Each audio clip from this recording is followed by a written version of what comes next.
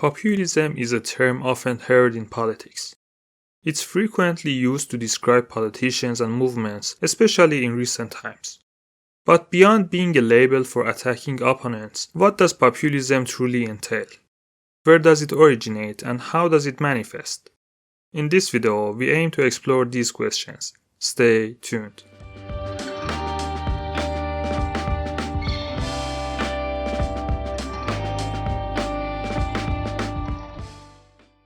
It can be said that populism is one of the most ambiguous concepts in political science. This term, which is sometimes synonymous with demagoguery, is derived from the Latin word populus, meaning people. Although nowadays populism is mostly used as a slur and a tool to criticize opponents, rather than being embraced by a party or an individual, the formation of this word was initiated by the People's Party in the United States in the late 19th century, which identified itself as populist. This party was formed to support farmers who have been marginalized due to the industrialization of America and aimed to operate as a third party against both Democrats and Republicans, although its lifespan was not particularly long and it eventually faded into history.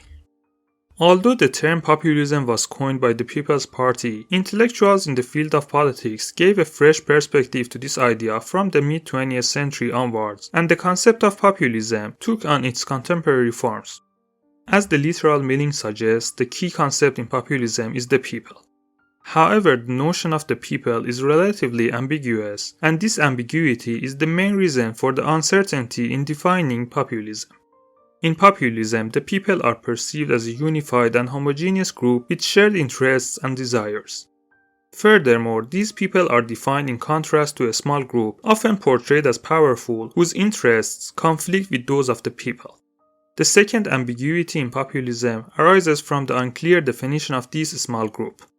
For instance, this minority group may refer to a specific class such as capitalists, or it may be defined as corrupt politicians or even intellectuals who look down upon ordinary people. Therefore, the nature of populism depends on the definition of the people and the powerful small group, often referred to as the elites in many cases. Overall, populism is not a coherent ideology like liberalism or socialism, but rather represents a worldview and a mode of operation. This is why both right-wing populism and left-wing populism exist. In some cases, there are also moderate populists. However, in all forms of populism, society is divided into two groups of conflicting interests, the people and the elites. Now, one might wonder what is wrong with this perspective that advocates for majority against minority, making populism a term of disdain. The most important issue here is that in most cases, populism becomes synonymous with the concept of demagoguery. The meaning of demagoguery is the exploitation of the emotions of dissatisfied individuals to gain power. In this case, demagogic politicians, with the reductionism inherent in populism, simplify complex social issues and present solutions that appear simple not through logic and reasoning, but by appealing to the emotions of their audience. In this extreme simplification, large portions of reality are overlooked, and the proposed solutions are often ineffective and unhelpful, such as reducing complex cultural and economic issues to the issue of immigration and then suggesting building a wall to prevent it. Another issue with demagoguery is the deception and hypocrisy of its leaders. While demagogic leaders within the populist atmosphere they create divide society into the disadvantaged people and the privileged and powerful elites and try to present themselves as champions and supporters of the people, in most cases, these political leaders are part of the same privileged elites. For this reason, by distorting the truth, these leaders practically guide certain segments of society toward meeting the interests of the elite rather than the public interest. Like inciting lower classes of society in favor of tax reduction policies whose primary beneficiaries are capitalists and large corporations. One of the tools that populist leaders and movements use to disseminate their ideas is relying on conspiracy theories.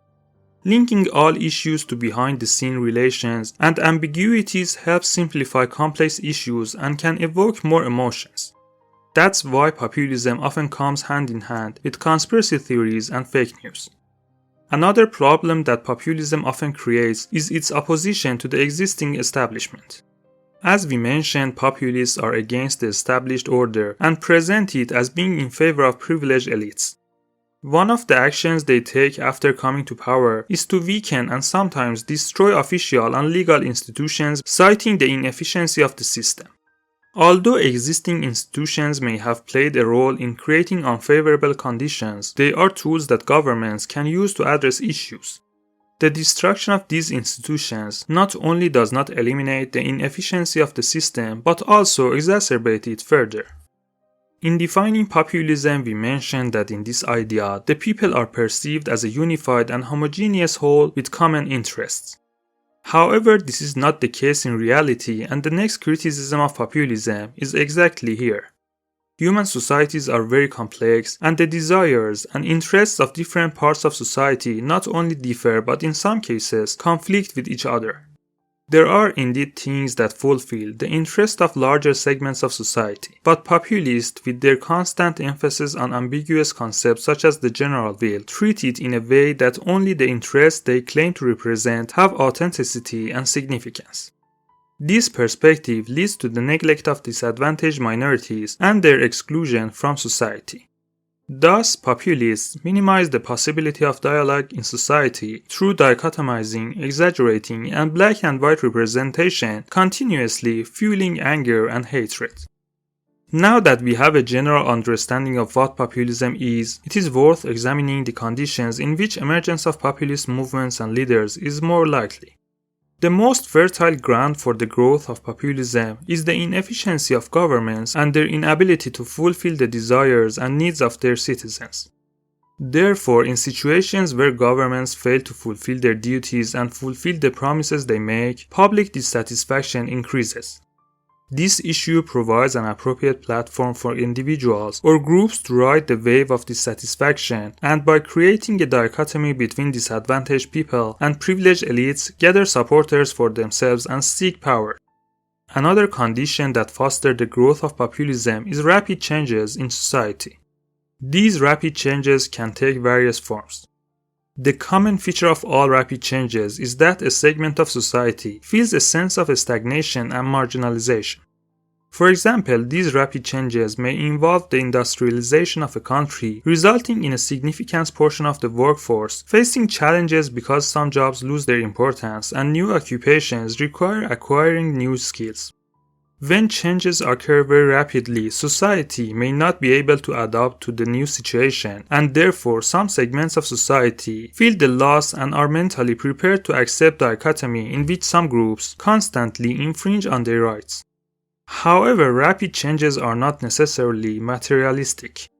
For example, if for any reason such as increased communication or changes in global ideological patterns, the value system of society and especially its elites undergoes a transformation, parts of society that have not experienced these changes or even consider them in conflict with their value system are prepared to confront them and are susceptible to the representation that the fundamental values of the society or the people are threatened by corrupt elites.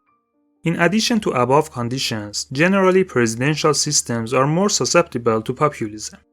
In presidential system, ultimately an individual enters the electoral process, and since populist movements are largely influenced by the charisma of their leaders, naturally the possibility of growth and success of populism is higher compared to parliamentary systems where parties take the lead. The reality is that populist movements manifest in various forms across almost all political systems and are not confined to the conditions mentioned.